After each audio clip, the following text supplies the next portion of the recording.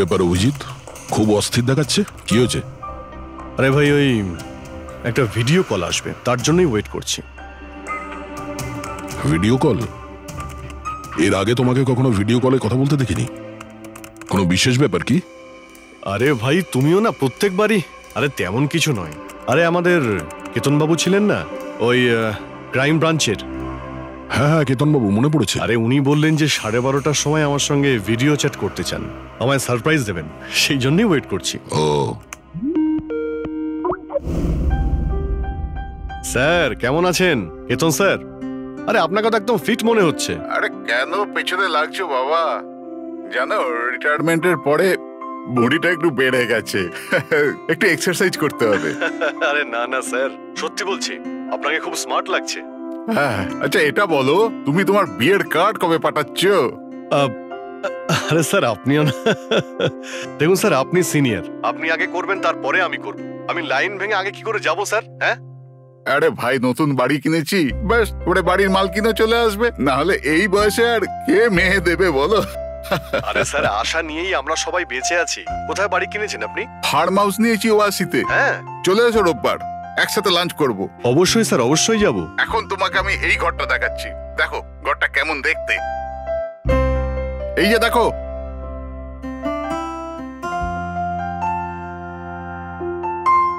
এবার আমি তোমাকে দেখাবো আমার স্টাডি রুম।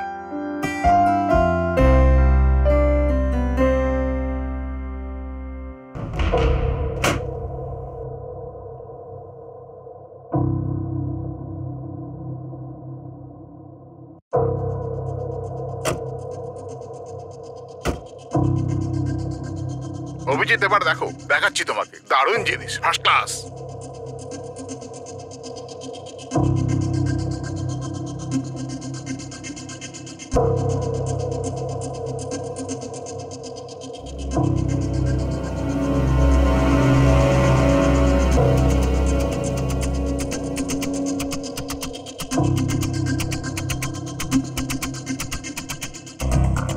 দেখলে অভিজিৎ, এটা হলো আমার স্টাডি রুম। স্যার খুব ভালো হয়েছে, খুব ভালো। স্যার রুমটা একটু খালি খালি লাগছে, যখন ফার্নিচার এসে যাবে রুমটা কিন্তু দারুণ লাগবে স্যার। স্যার কি হলো?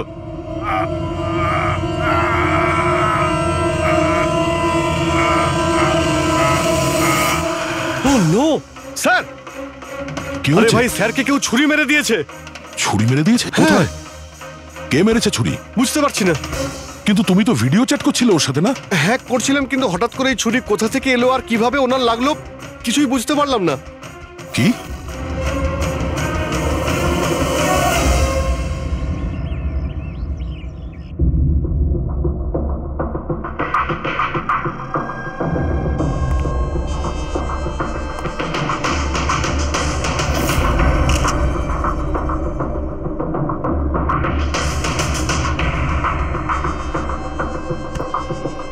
তুমি ঠিক আছো?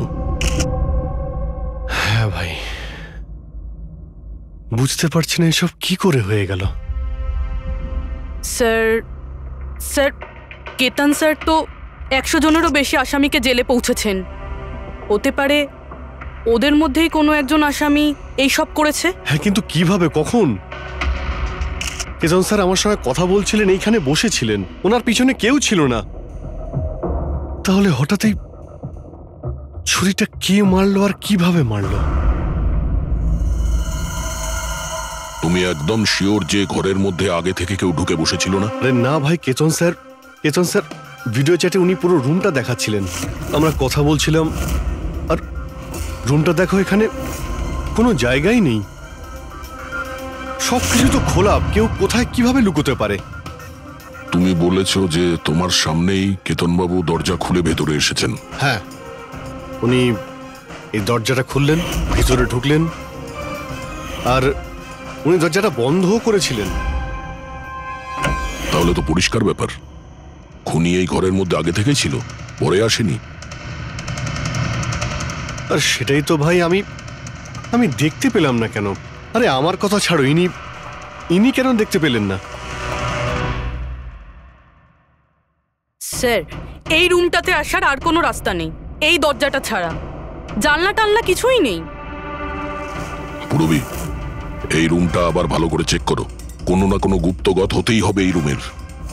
স্যার স্যার আমি 3 বার চেক করেছি, প্রত্যেকটা জায়গা, প্রত্যেকটা কোণা, সবকিছুই। সত্যি এই রুমে আসার আর কোনো রাস্তা নেই। কোনো না কোনো গুপ্ত রাস্তা তো হবেই এই রুমের। কিছু গন্ডগোল আছে এখানে, না হলে এটা সম্ভব নয় যে অভিজিৎ ওই খুনিকে দেখতে পায়নি। এই কেতনবাবু এখানে একাই থাকতেন না? হ্যাঁ, একাই থাকতেন। এখানে কেয়ারটেকার থাকতো। তাহলে এটা জানতে হবে যে কে কে ওনার সঙ্গে দেখা করতে আসতো, আর কে কে জানতো কেতনবাবুর এই নতুন বাড়ির ব্যাপারে। ইয়া পঙ্কজ স্যার। এই কেয়ারটেকারকে ডেকেছো তুমি? হ্যাঁ স্যার, কথা হয়েছে, আসছে। ফ্রেডি, প্রত্যেকটা ফিঙ্গারপ্রিন্ট নেবে, একটাও যেন বাদ না যায়। হ্যাঁ স্যার, প্রতিটা কোণের ফিঙ্গারপ্রিন্টস তুলে আনবো স্যার। স্যার, আমি তো দুদিনের ছুটিতে গেছিলাম। আমি কি করে জানবো যে এরকম এত বড় একটা ঘটনা ঘটে যাবে? তুমি ছাড়া এখানে আর কে কে আসতো? কেতন স্যার আর কার্পেন্টার। কতজন কার্পেন্টার ছিল? 3টে। আর কতদিন ধরে কাজ করছিল? প্রায় 1 মাস ধরে। 1 মাস ধরে? তার মানে ঘরের কোনা কোনা ওরা জানতো। এই কার্পেন্টার কেতনবাবু কোথা থেকে এনেছিলেন? ওনার পরিচিত ছিল নাকি কেউ পাঠিয়েছিল? না স্যার, ওরা কেতন স্যারের জানাশোনা লোক ছিল, কারণ ওরা কেতন স্যারের আগের বাড়িতেও কার্পেন্টারের কাজ করেছে। তুমি শিওর যে আর কেউ আসেনি? না স্যার। হ্যাঁ, মনে পড়েছে স্যার, 2জন অচেনা লোক এসেছিল। একজন কোনো এক ইন্টারনেট কোম্পানি থেকে এসেছিল, আর দ্বিতীয়জন ওয়াটার পাইপলাইন চেক করতে এসেছিল। ওরা পুরো বাড়ি ঘুরে দেখেছিল। স্যার এর জন্য আমাকে বকেছিলেন। কেন বকেছিলেন? কেননা আমি ওদের ভেতরে আসতে দিয়েছিলাম। স্যারের ওই 2জনের প্রথম থেকে আসার কোনো খবর ছিল না। আর স্যার ইন্টারনেট কানেকশনের জন্য কাউকে কিছুই বলেনি। আর এটা কবেকার ঘটনা? এটাই 2-3 সপ্তাহ আগের কথা। ও, মনে হচ্ছে এই দুজনেই কোনো গন্ডগোল করেছে। আচ্ছা, 5 বছর আগে তোমরা যখন এই কেসটা সলভ করেছিলে, তখন কেতনবাবু ছাড়া এই টিমে আর কে কে ছিল? আমি, পুরবী, কেতন স্যার আর মহেন।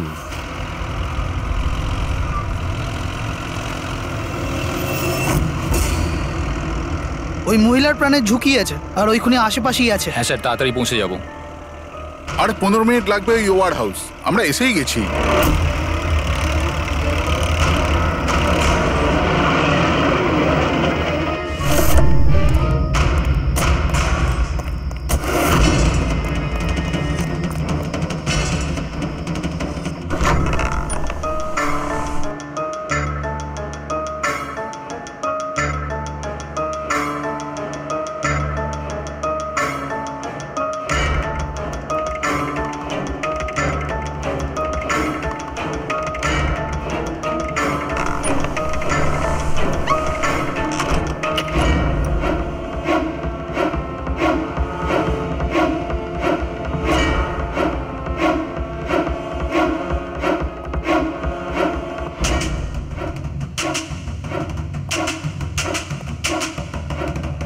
স্যার, এখানে তো কোনো মহিলাকে দেখতে পাচ্ছি না, আর ওই অপরাধীও নেই।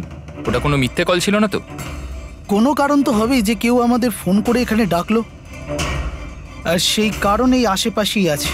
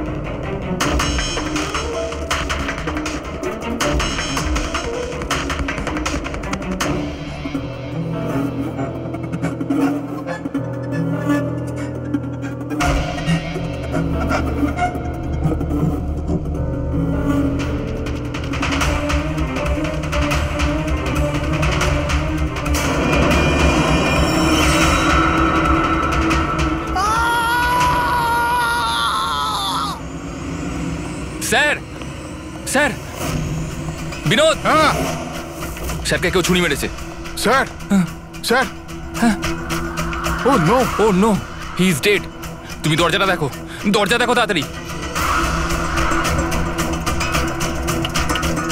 আরে দরজা তো ভেতর থেকে বন্ধ, তার মানে খুনি ঘরের ভেতরেই কোথাও আছে। ওদিকে দেখো, তুমি ভেতরটা দেখো, তাড়াতাড়ি যাও। দেখছি।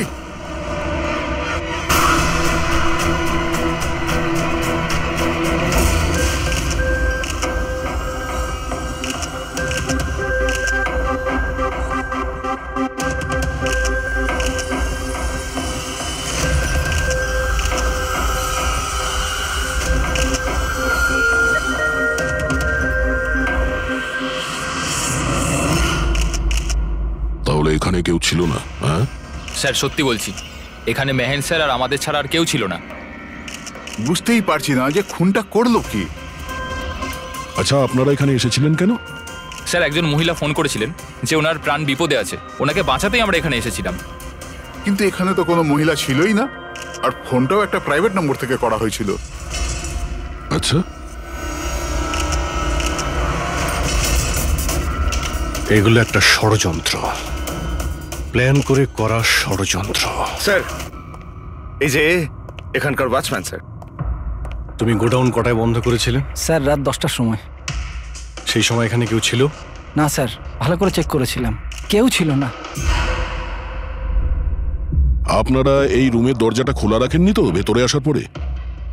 না, ভেতরে ঢুকতেই আমরা সবার আগে দরজাটা ভেতর থেকে বন্ধ করে দিয়েছিলাম। স্যার খুন হওয়ার পরেও আমরা দরজা চেক করেছিলাম, ভেতর থেকে বন্ধই ছিল।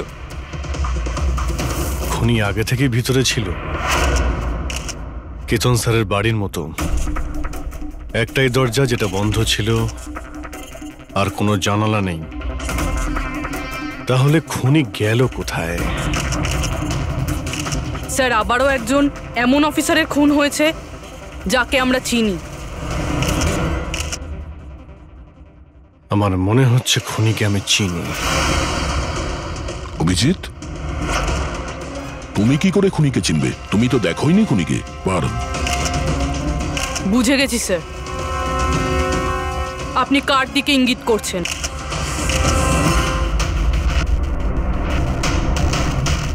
তুমি জানো এসব কি?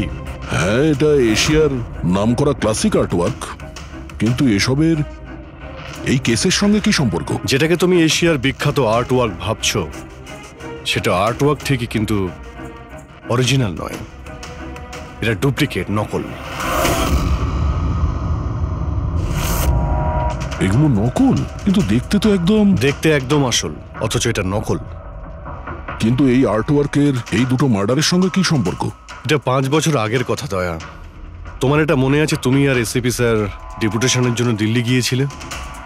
সেই সময় কিছুদিনের জন্য আমি আর পুরবী একটা কেসে ক্রাইম ব্রাঞ্চের হয়ে কাজ করেছিলাম। হ্যাঁ হ্যাঁ হ্যাঁ, কিছু কিছু মনে পড়ছে। এটা সেই কেস না যাতে কেউ নকল আর্টওয়ার্ক বানিয়ে সেটাকে বেশি দামে বেচার চেষ্টা করছিল? কারেক্ট। এই আর্টওয়ার্ক সেই বানিয়েছে, মিখেল। ওর নাম মিখেল।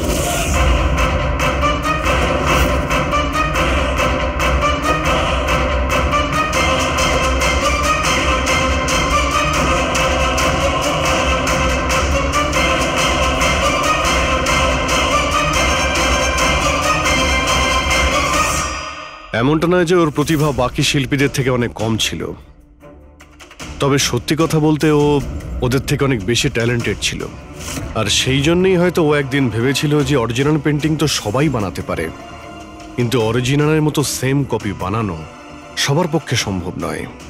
আর এই কাজে এত টাকা ছিল যে ওর আসল পেন্টিং বানানোর কোনোদিনও প্রয়োজনই হয়নি। ও কোটি কোটি টাকা ইনকাম করেছিল মহান আর্টিস্টের অরিজিনাল পেন্টিংয়ের নকল পেন্টিং বানিয়ে। আর ওর কাজ এতটাই ভালো ছিল যে কেউ বলতে পারতো না যে পেন্টিংটা আসল না নকল। অনেকবার তো 30-40 বছরের আগের ক্যানভাসের পেন্টিং করেছে ও, অথচ সেটা কারো পক্ষে ধরাই সম্ভব ছিল না। কিন্তু একদিন পরিস্থিতি এমন হলো, অনেক আর্ট প্রেমী যখন কোটি কোটি টাকা লস করলো, তখন ক্রাইম ব্রাঞ্চ মিখেলকে ধরার দায়িত্ব আমাদের 4 জন অফিসারকে দেয়। কেতন স্যার, মহেন, পুরবী আর আমি। মিখেলকে ধরা এত সহজ ছিল না, কিন্তু কথায় আছে না, পিঁপড়েকে ধরতে হলে মিষ্টির ব্যবহার করতে হয়। আর এই পিঁপড়ের মিষ্টি ছিল ওর পুরনো ক্যানভাস, আর সেই কেমিক্যাল যেগুলো ব্যবহার করত 200 থেকে 250 বছরের পুরনো পেন্টিং তৈরি করতে। আমরা সমস্ত আর্ট গ্যালারি আর দোকানে নজর রাখতে শুরু করে দিই যেখানে এইসব জিনিস পাওয়া যেত। যারা এই সমস্ত জিনিস কিনতে আসতো তাদের পুরো ঠিকুজি কুষ্টি পার করতাম আমরা।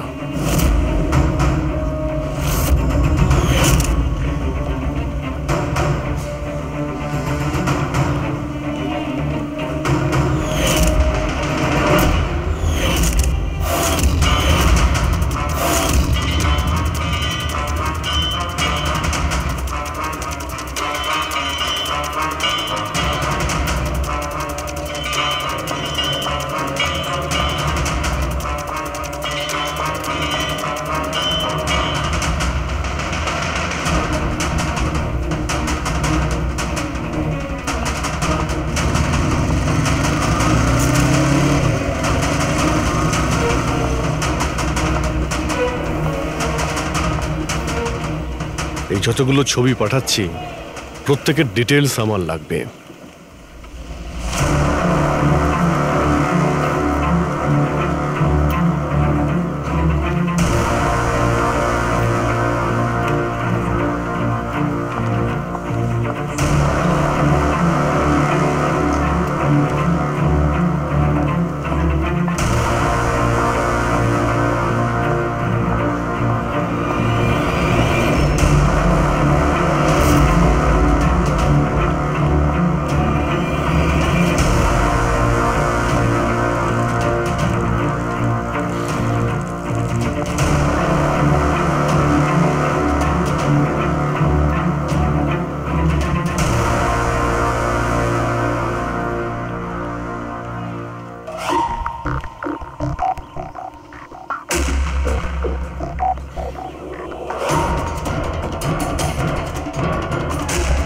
আর তারপরে 1 সপ্তাহ পরে আমরা এমন একটা মেয়েকে দেখলাম যে জিনিসপত্র তো কিন্তু তার কোনো আর্ট ব্যাকগ্রাউন্ড ছিলই না। নিশ্চয়ই কোনো গন্ডগোল আছে স্যার। এই মেয়েটা ব্যাংকে কাজ করে, এর এই জিনিসগুলো কেন প্রয়োজন পড়ে, তাও আবার প্রত্যেক দ্বিতীয় দিন? হ্যাঁ স্যার, এই মেয়েটার প্রবলেম তো আছে মনে হচ্ছে।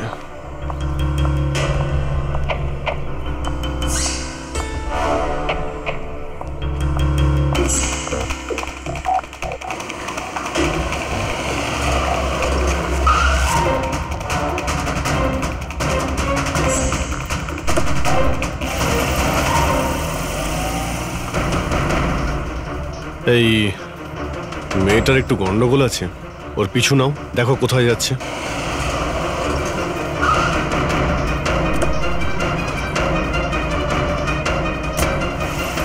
স্যার আমি ওকে 3 দিন ধরে ফলো করেছি, কিন্তু কিছু জানতে পারিনি। কারণ ও এই সমস্ত জিনিস নিয়ে ওর বাড়ি চলে যেত, কিন্তু 4র্থ দিন ও অন্য কোথাও গেল।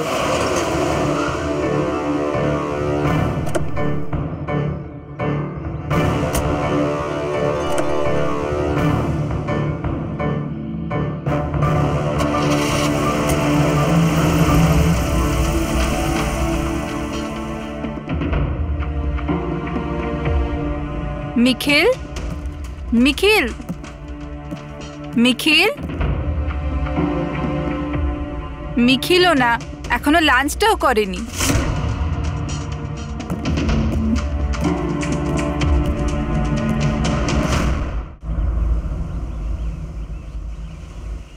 এখনো লাঞ্চও করনি? এত কি কাজে ব্যস্ত থাকো যে খাওয়ার টাইম থাকে না? তোমায় দেখলেই তো আমার পেট ভরে যায়। জানো, বেবিকে মাখন লাগানোর না, এটা অনেক পুরনো আইডিয়া। মাখন নয়, সত্যি বলছি, তোমার মতো ভালোবাসতে পারে এমন জীবনসাথী কোথায় পাবো আমি, যে আমার জন্যে নিজেকেও বিপদে ফেলতে পারে। আমি তো তোমার জন্য নিজের জীবনটাও দিতে।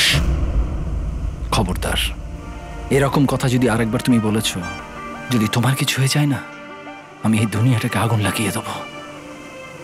এত ভালোবাসো আমায়? নিজের থেকেও বেশি। যদি আমি কিছু চাই, তুমি আমায় দেবে? আমি জানি তুমি আমার থেকে কি চাইবে, যে আমি কেন সবকিছু ছেড়ে দিচ্ছি না। জানোই যখন, তাহলে তুমি কেন ছেড়ে দাও না?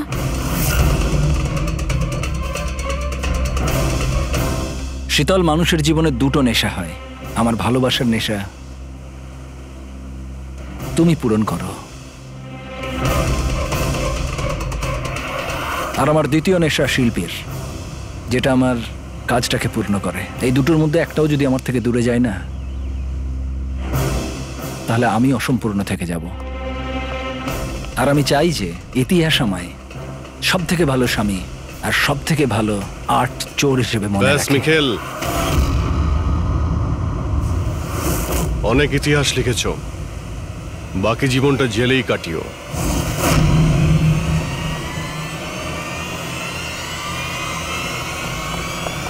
মিখেল,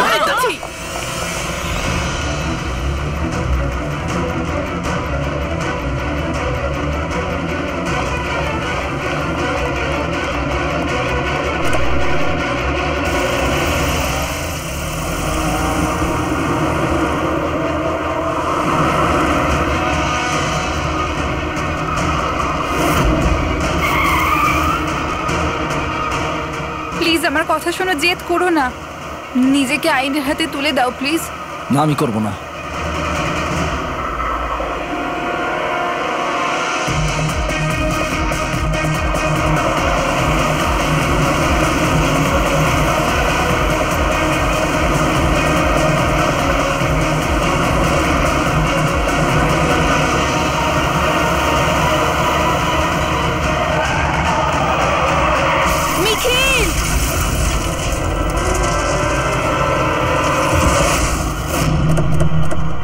শীতল, মিখেল দাঁড়া, দাঁড়া, শীতল, দাঁড়া। শীতল, চোখ খোলো, শীতল।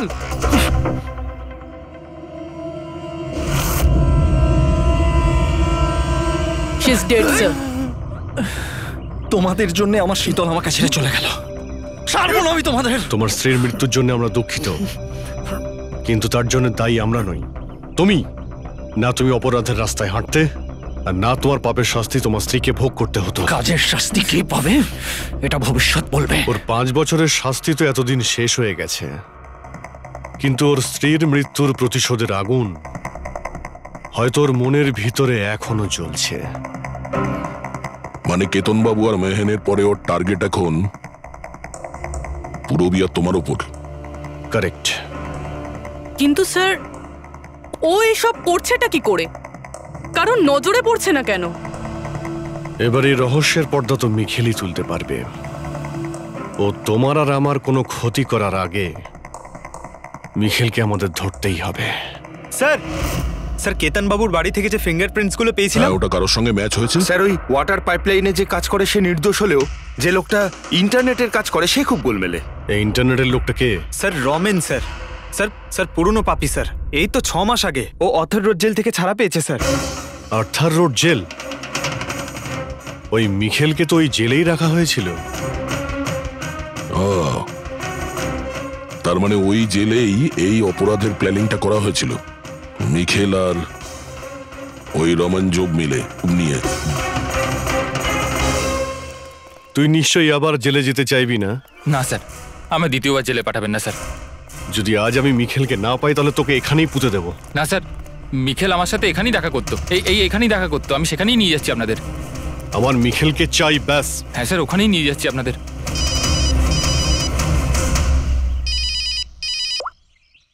হ্যাঁ শান্তি,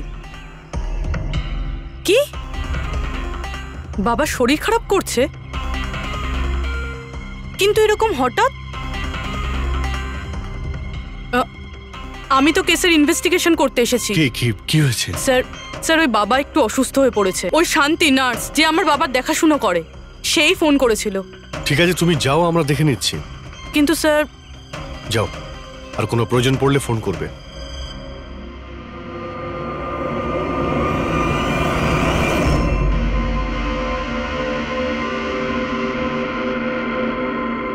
কি হলো স্যার? ফ্রেডি, আমি এটা ভাবছি যে আমাদের এই সিআইডির কেরিয়ারে আমরা অনেকেই ক্লোজ রুম মার্ডার সমাধান করেছি, কিন্তু তাদের মধ্যে একটা কেসও এরকম ছিল না। হ্যাঁ স্যার, এর আগেও এরকম ঘর বন্ধ থাকার কেস এসেছিল। কোথাও না কোথাও তো গোপন রাস্তা খুঁজে পাওয়াই যেত খুনির আসার এবং যাওয়ার জন্য। হ্যাঁ, হয়তো রুমের মধ্যে কোনো গুপ্ত পথ থাকে, না হলে রুমের মধ্যে কোনো রাস্তা বানানো হয় খুন করার জন্য। কিন্তু এখানে না তো কোনো গুপ্ত রাস্তা আছে, না রুমের মধ্যে কোনো গন্ডগোল করা হয়েছে, না। আর এই খুনি এমন যাকে দেখাই যাচ্ছে না। স্যার, আমার তো ভেবেই কিরকম মাথাটা ঘোরা শুরু হয়ে গেছে। খুনিকে দেখা যাচ্ছে না কেন? অনেক বছর আগে আমি একটা সিনেমা দেখেছিলাম যেখানে হিরো একটা গ্যাজেট লাগিয়ে অদৃশ্য হয়ে যেত, কিন্তু ওটা তো সিনেমা ছিল না স্যার। হ্যাঁ, ওটা তো সিনেমা ছিল, কিন্তু এটা তো বাস্তব জীবন। স্যার, কি ভাবছেন আপনি? এটাই ভাবছি, এর মধ্যে কোন জিনিসটা আমি বুঝতে পারছি না।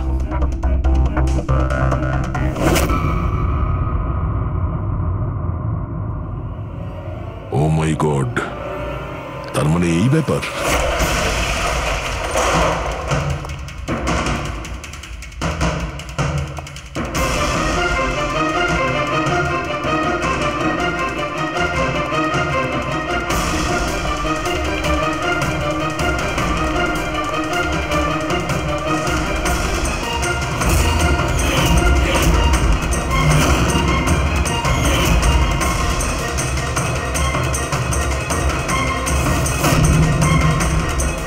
অনেকদিন ধরেই আমাদের চারজনকে ফলো করছিল, আর তুই ওকে হেল্প করছিলি এই সমস্ত কাজে? হ্যাঁ স্যার।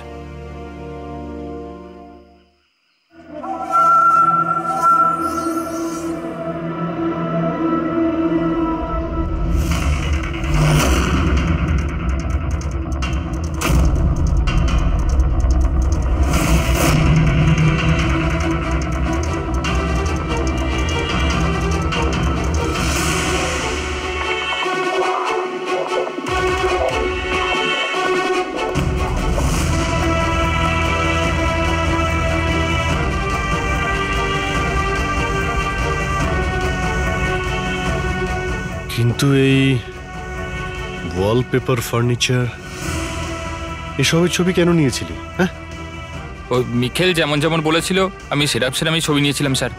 ব্যাস, আমি শুধু জানতাম না এই ছবিগুলো নিয়েও কি করবে স্যার।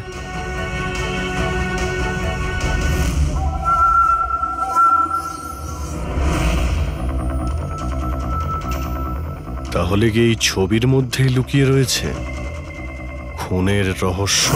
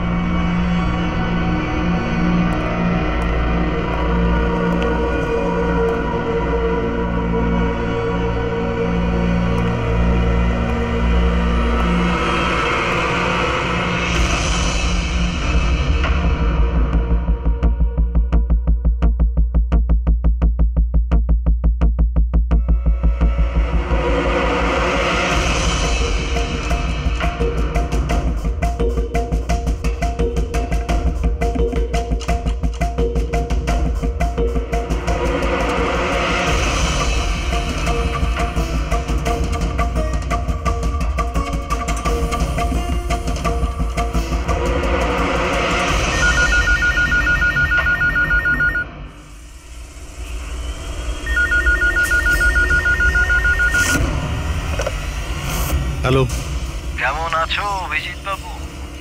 মিখেল, এই ব্যাপার, এতদিন পরেও তুমি আমার গলার আওয়াজ ভুলোনি। এমনিতে আমি জানতাম যে তুমি আমার বাড়ি পর্যন্ত নিশ্চয়ই পৌঁছবে। ইন্টেলিজেন্ট তুমি, কিন্তু সরি, তোমাকে স্বাগত জানাতে আমি বাড়িতে ছিলাম না। তোকে স্বাগত তো জানাবে সিআইডি, যখন আমরা তোকে আরেকবার ধরে জেলে নিয়ে যাব। জেল তো আমি তখন যাব না যখন তোমাদের নজরে আমি আসব। তার আগে এই ধাঁধাটা তো সমাধান করো যে আমি তোমাদের এমনিতে নজরে কেন আসছি না। কি হলো, কি ভাবনায় পড়ে গেলে? হ্যাঁ, আমি জানি তুমি ইন্টেলিজেন্ট, কিন্তু এতটাও ইন্টেলিজেন্ট নও যে এই কেসটাকে সমাধান করো। কেসটা তো তোমার আর পুরবীর মৃত্যু। রক্ত দিয়েই শেষ হবে।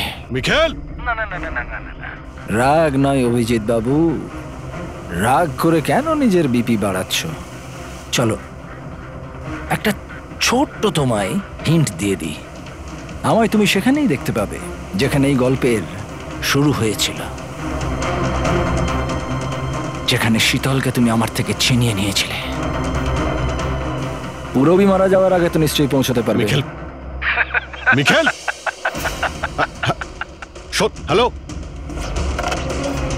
পঙ্কজ, তুমি এক্ষুনি পুরবীকে ফোন করো, ওকে বলো বাড়িতে থাকতে, বাইরে বের না হতে। ও কি হলো স্যার?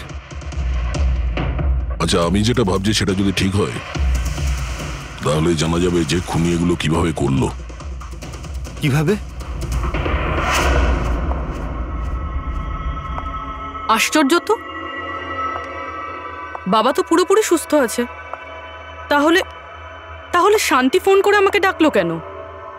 আর নিজেও তো বাড়িতে নেই। ফোন করলাম, ফোনটাও ধরছে না।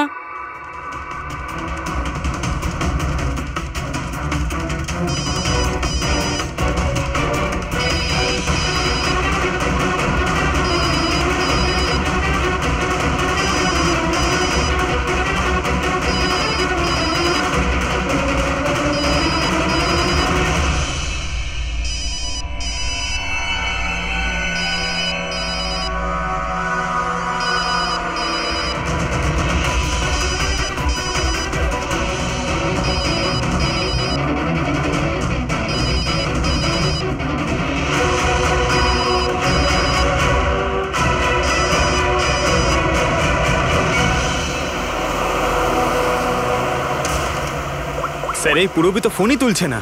কি ফোন তুলছে না? কোনো প্রবলেম নেই তো? স্যার মিখেল ওর কাছে পৌঁছে যায়নি তো? হতে পারে। ওই যে ফোনটা এসেছিল ওর বাড়ি থেকে ওর বাবার শরীর খারাপের ব্যাপারে, হতে পারে ফোনটা মিখেলই করেছিল। স্যার পুরবির কিছু হবে না তো? আশা করছি আমরা সময় মতো পৌঁছে যাব। যদি পুরবীর কিছু হয় তাহলে না,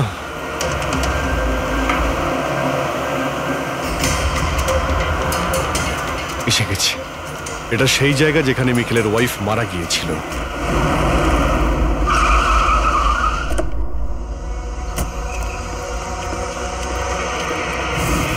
পুরবী!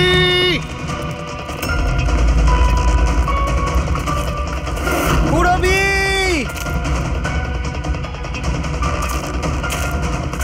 পুরবী! পুরবি! ওই দিকটা দেখো। পুরবি! পুরবি!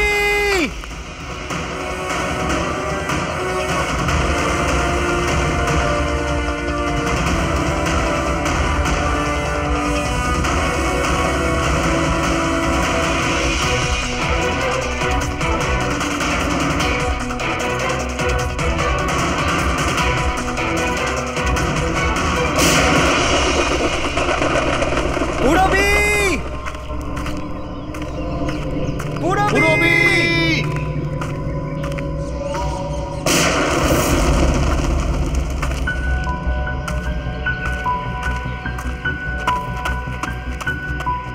স্যার! হ্যাঁ পঙ্কজ, জানি না স্যার কে গুলি চালালো। পুরবীকে পেলে? পুরবি ওখানে স্যার।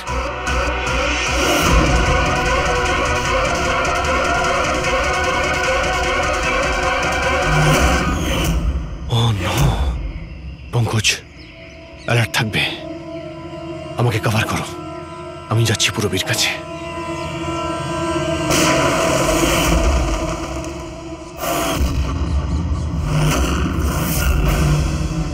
ভয় পেও না অভিজিৎ, এখনো মরেনি।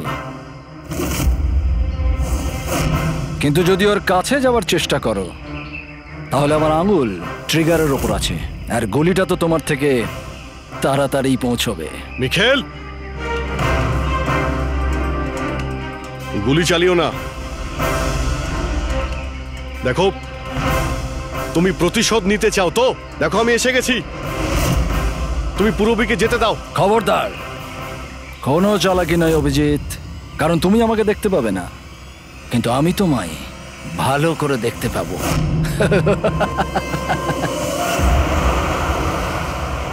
অভিজিৎ, আমার কথা মন দিয়ে শোনো, তুমি একদম রিয়াক্ট করবে না। তুমি এই মিখেলকে দেখতে পাবে না। তুমি আর কেতনবাবু ওকে কেতনবাবু স্টাডি রুমে দেখতে পাওনি। মাহান ওকে আর্ট ওয়্যার হাউসে দেখতে পাইনি। পূরবী নিজে ওকে ওর ঘরে দেখতে পাইনি। কেন? কারণ ওকে দেখা সম্ভব নয়। ও যেখানে যেখানে অন্যায় করে সেখানকার কোণে কোণে ও লুকিয়ে পড়ে। ওই রুমে, ওই ডেকোরেশনে ও এমন ভাবে লুকিয়ে পড়ে কেউ বলতেই পারবে না যে ও আর্ট পিস না একজন মানুষ। কেতনবাবুর রুমে ও ও ওয়ালপেপার হয়ে গেছিল, ওয়ালপেপার।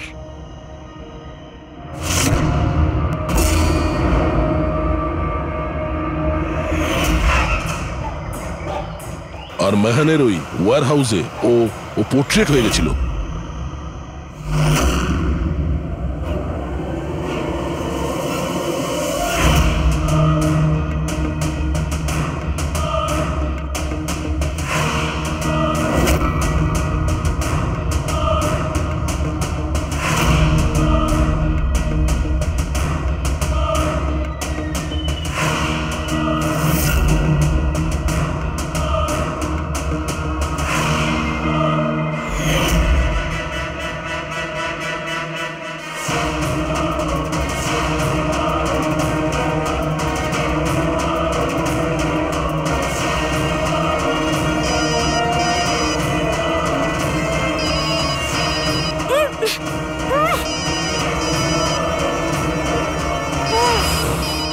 এটা আমি তখনই বুঝতে পারলাম যখন ওয়্যার হাউসের ক্রাইম সিনের ফটোগুলো আমি দেখলাম।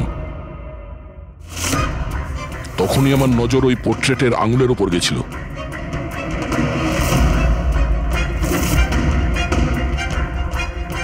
ও পোর্ট্রেট ছিল না, ওই মিখেল ছিল, মিখেল। ওকে দয়া, পঙ্কজ সাবধানে, পঙ্কজ সাবধানে, জঙ্গলে লুকিয়ে আছে। পঙ্কজ, তুমি এখানেই থাকো, পূরবীর দিকে নজর রাখবে। মিখেল, আমরা কিছুই করব না, আমরা এখান থেকে চলে যাচ্ছি। তবে তুমি পূরবীকে ছেড়ে দাও প্লিজ।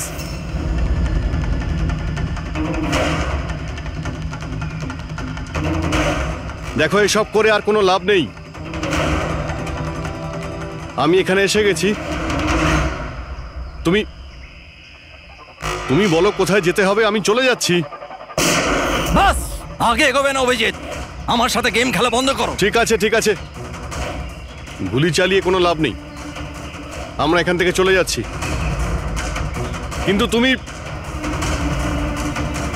তুমি কি চাও মিখেল?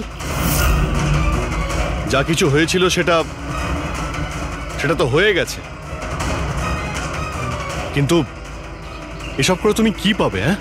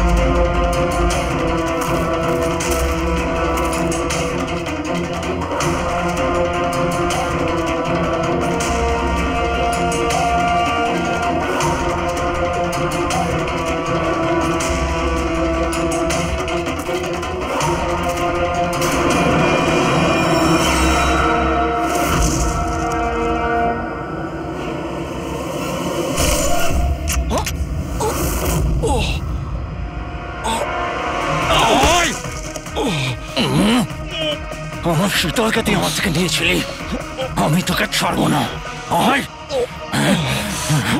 আমার শীতলকে দূরে করেছিলি,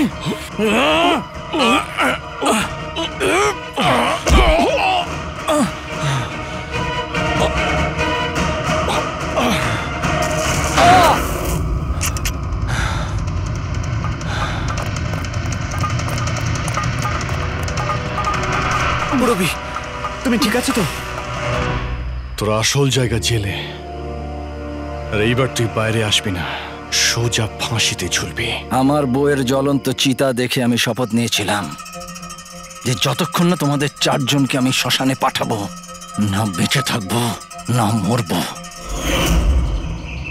দুজন তো গেল, এখন তোমরা দুজন বেঁচে। তোমাদের আইনকে বলো যেন শক্ত থেকে শক্ত জেল বানায়, কারণ এবার কোনো জেলই তোমাকে আমার থেকে বাঁচাতে পারবে না। ঠিক আছে, চলো নিয়ে যাও একে। চল চল।